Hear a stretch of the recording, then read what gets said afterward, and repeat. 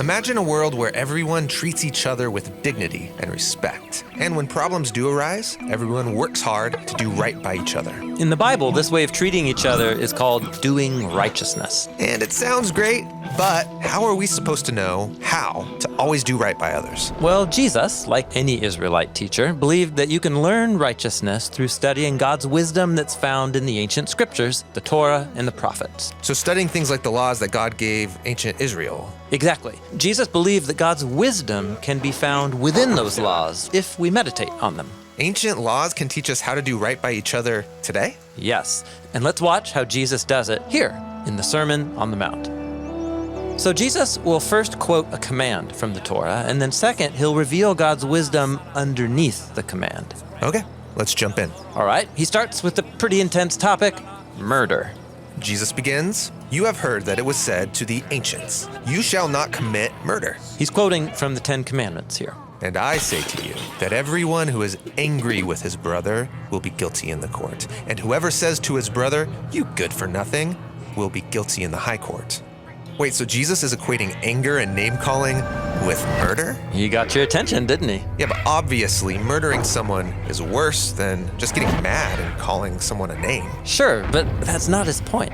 Jesus is provocatively showing how murder, anger, and verbal abuse, they're all surface manifestations of something that is way deeper. Which is? How much you value or don't value someone's existence. I see. Like murder is the ultimate way of saying that someone's life doesn't matter. And so is losing your temper or belittling someone.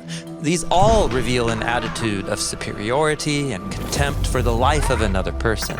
It wreaks havoc in our relationships and communities, and it's worthy of serious consequences. So the wisdom of this command is about way more than just murder. For Jesus, this command is about treating everyone as valuable. Right. Jesus wants us to see that any time we demean or devalue other people, it's a failure to do right by them.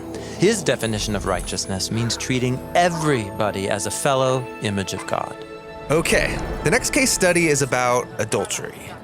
You have heard that it was said, 'You shall not commit adultery.' Again, quoting from the Ten Commandments here. And I say to you that everyone who keeps on staring at a woman in order to stir up sexual desire, he's already committed adultery with her in his heart." Okay, so Jesus isn't talking about merely finding someone attractive. No, he's talking about the long, creepy stare, objectifying someone, looking at them like they exist for your own pleasure. And when we do this, we are stripping a fellow human of their God-given dignity, even if we keep our hands to ourselves. In fact, this is so serious to Jesus. He goes on to say, if your eye or hand is causing you to sin, cut them off. I mean, really? Jesus was the master of hyperbole. I mean, he just said the real problem is in our hearts, not our eyes or our hands. But he's trying to make clear that the stakes are really high. Yeah, well, he succeeded. It's important to remember that Jesus was raised on the Hebrew scriptures, which portray sex as a beautiful thing. But if sexual desire is driving us to dishonor the image of God in others or in ourselves, if it's causing breakdown in our relationships, it's actually ruining us, and we need to do whatever it takes to deal with it. Well, this doesn't get any easier because the third case study is on divorce. Jesus says, "It has also been said, whoever sends away his wife, he must give her a certificate of divorce." What's going on here? Sending away his wife? Yeah, in Jesus' day, only Israelite men could initiate a divorce, and that imbalance led to all kinds of problems. But divorce was allowed. It was, though only one law in the entire Torah addressed the issue, and Jesus just quoted from it. The law said that if a man initiates a divorce, he has to do it in the proper way and for a legitimate reason. Okay, so what's a legitimate reason? Well, this was actually a hot debate in Jesus' day. According to some Torah scholars, this law allowed for divorce only in the case of adultery. But other Torah scholars argued that the law allowed a man to divorce his wife for any reason, even dissatisfaction with the marriage. Okay, so here Jesus enters into that very specific debate. Right. Now, if a man could threaten divorce for any reason, that would make it easier for him to abuse his wife. And so to protect women, Jesus sided with those who limited legitimate divorce to cases of adultery. And he makes this clear when he says, "And I say to you, any man who sends away his wife, except for a case of sexual immorality, makes her the victim of adultery." Okay, and what does that mean? Makes her the victim of adultery. Yeah, Jesus is being provocative again, saying that if a man divorces his wife for an illegitimate reason, because he's tired of the marriage or just wants to be with somebody else, his marriage covenant is actually still intact. And that means that any new marriage is an act of adultery. Right. But notice, Jesus explicitly assigns blame to the men in his culture because it's their selfish choices that are forcing women into these vulnerable situations. And you can see how this could play out in a society where only men can initiate divorce for any reason. This could normalize the oppression of women on a large scale. Totally.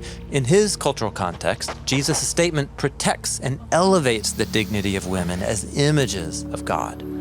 But what about other ways a marriage covenant can be violated, like neglect or abuse? Would those be legitimate reasons for divorce?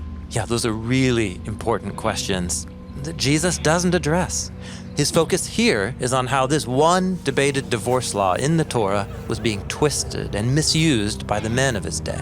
How they were treating women like objects that could be discarded, like it's no big deal.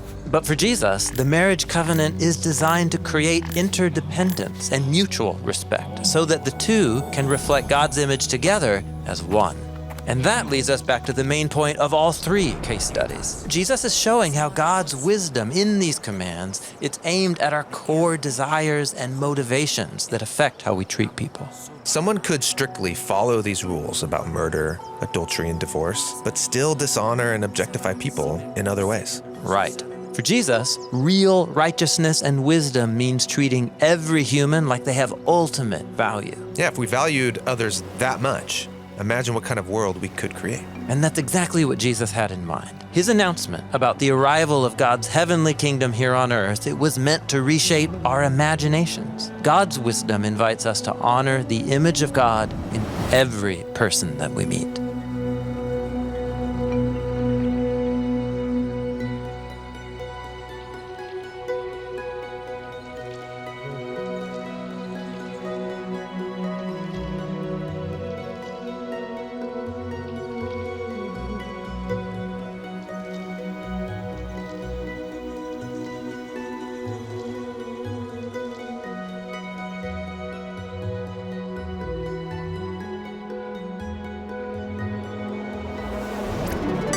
We just looked at 3 case studies that illustrate Jesus' vision of doing right by others and fostering healthy relationships. Next, we'll look at 3 more about keeping your word, responding to injustice, and how to treat people that you can't stand.